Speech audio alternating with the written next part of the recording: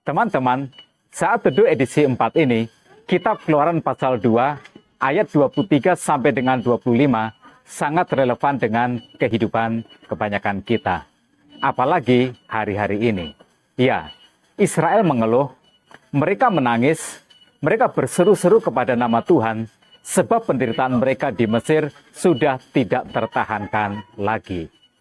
Mungkin saat ini kita juga punya jeritan hati yang rasanya sudah tidak dapat lagi kita tanggung. Saya melihat ada banyak air mata yang tertumpah akhir-akhir ini. Masalah ekonomi, masalah pekerjaan, bisnis, rumah tangga yang seakan berada di ujung tanduk, suami yang bermasalah atau istri yang bermasalah, anak yang menjadi pecandu narkoba atau terlibat hutang yang bertumpuk-tumpuk, sakit yang tidak sembuh-sembuh. Tetapi itu hanya sebagian kecil saja. Apapun air matamu, saat teduh ini dapat menjadi peneduh jiwamu. 3 ayat dalam Kitab Keluaran pasal 2, ayat 23 sampai dengan 25 berbunyi seperti ini. Lama sesudah itu, matilah Raja Mesir. Tetapi orang Israel masih mengeluh karena perbudakan. Dan mereka berseru-seru sehingga teriak mereka minta tolong karena perbudakan itu sampai kepada Allah. Allah mendengar mereka mengerang, lalu ia mengingat kepada perjanjiannya dengan Abraham, Ishak, dan Yakub. Maka Allah melihat orang Israel itu, dan Allah memperhatikan mereka. Di pasal sebelumnya, pasal pertama, umat Israel mengalami perubahan yang tidak terduga. Ketika Yusuf masih hidup, Tuhan memakmurkan mereka. Mereka bertumbuh secara populasi, jumlah mereka menjadi berlipat kali ganda dalam waktu yang singkat. Goshen, tanah di mana mereka tinggal, adalah wilayah yang subur. Israel tumbuh menjadi etnis yang makmur, yang diberkati Tuhan. Tetapi ketika Yusuf meninggal, terjadi perubahan politik. Fir'aun yang baru melihat bangsa Israel sebagai ancaman, lalu menjadikan mereka budak dan menempatkan pengawas yang kejam. Tiba-tiba, bangsa Israel mengalami penderitaan yang tidak terbayangkan bahwa itu harus mereka alami. Tetapi seakan semua itu belum cukup, Fir'aun mengeluarkan perintah yang lebih mengerikan lagi. Dia memerintahkan bidan-bidan untuk membunuh bayi laki-laki Israel yang lahir. Tetapi ketika tidak berhasil, dia perintahkan rakyatnya untuk membuang setiap bayi laki-laki Israel ke dalam sungai Nil. Jadi, mereka memang punya alasan yang sangat kuat untuk menangis, untuk mengeluh, untuk berseru-seru kepada Tuhan, berteriak, meminta pertolongan kepada Allah. Dan puji Tuhan, ayat 23 mengatakan, teriak mereka minta tolong karena perbudakan itu sampai kepada Allah. Jadi, jangan tidak berdoa kepada Tuhan. Jangan tidak membawa semua beban masalah kesulitanmu kepada Tuhan. Karena doamu pasti sampai kepada Tuhan. Dalam 3 ayat yang pendek ini, ada 4 tanggapan Tuhan yang kita bisa jadikan sebagai pelajaran. Yang pertama, Allah mendengar. Ayat 24 berkata, Allah mendengar mereka mengerang. Saya senang dengan bagaimana Alkitab mengungkapkan betapa Allah kita maha mendengar. Yesaya misalnya, dia mengatakan, sesungguhnya tangan Tuhan tidak kurang panjang untuk menyelamatkan, dan pendengarannya tidak kurang tajam untuk mendengar. Dia yang menciptakan telinga, pastilah dia yang memiliki kemampuan untuk mendengar semua yang menjadi keluh kesah kita. Jadi, berdoalah. Jangan hanya mengeluh, jangan hanya merasa menderita, jangan hanya merasa bahwa hidup itu berat, tetapi berdoalah. Allah maha mendengar. Yang kedua, Allah mengingat. Ayat 24 juga berkata, lalu dia mengingat kepada perjanjiannya dengan Abraham, Ishak, dan Yakub. Allah adalah Allah yang setia.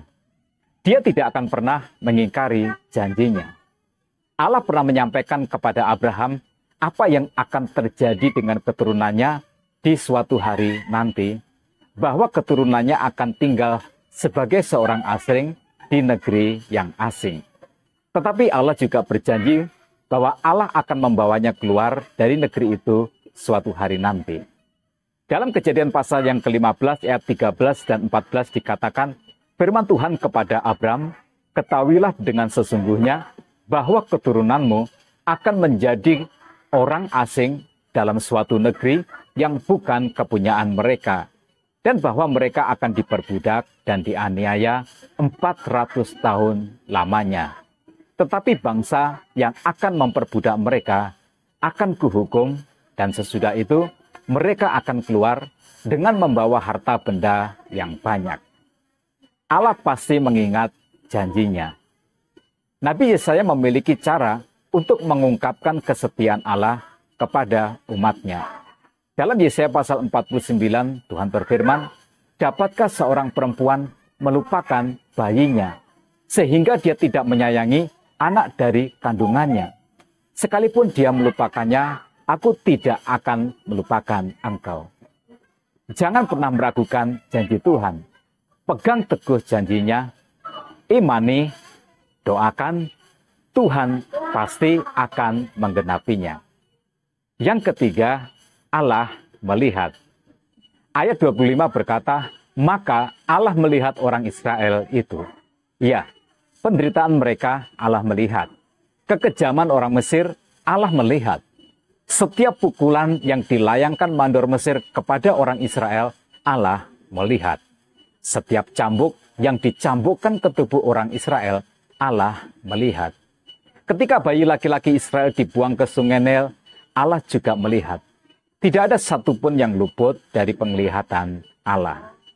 Jadi jangan pernah berpikir bahwa Tuhan tidak tahu, Tuhan tidak melihat. Semua yang kita alami dan semua yang kita rasakan, Tuhan melihat. Pemazmur berkata dalam Mazmur pasal 94 ayat yang ke-9, dia yang menanamkan telinga, masakan tidak mendengar. Dia yang membentuk mata, masakan tidak memandang. Jadi jangan pernah ragu bahwa hidupmu ada di dalam pengawasan Tuhan. Yang keempat, Allah memperhatikan.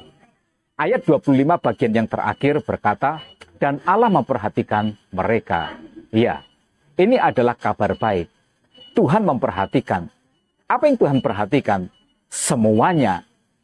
Tuhan memperhatikan penderitaan umatnya, rasa sakit mereka, rasa kehilangan mereka, kesedihan mereka. Tuhan memperhatikan semuanya. Tuhan memperhatikan kelemahan mereka, ketidakberdayaan mereka, seberapa mereka punya daya juang, iman mereka, kesanggupan mereka untuk mengikuti pimpinan Tuhan. Tuhan memperhatikan. Tuhan memperhatikan Mesir, Tuhan memperhatikan Fir'aun, dan kekuatan yang mendukung mereka. Tuhan memperhatikan semuanya. Tuhan memperhatikan kesiapan Israel untuk dibebaskan dari perbudakan Mesir. Jika dalam hidup ini kita memiliki Tuhan yang mendengar, Tuhan yang mengingat, Tuhan yang melihat, dan Tuhan yang memperhatikan, maka jangan pernah putus asa. Jangan pernah menyerah saat Tuhan mengizinkan kita mengalami suatu penderitaan. Pertolongan Tuhan pastilah akan datang. Tuhan tahu apa yang akan dilakukannya. Percayalah, bertahanlah di dalam pencobaan. Selepas badai, pastilah akan ada pelangi kasih Tuhan. Selepas penderitaan, pastilah akan datang kebahagiaan. Tetap semangat dalam kehidupan. Tuhan Yesus memberkati kita semua.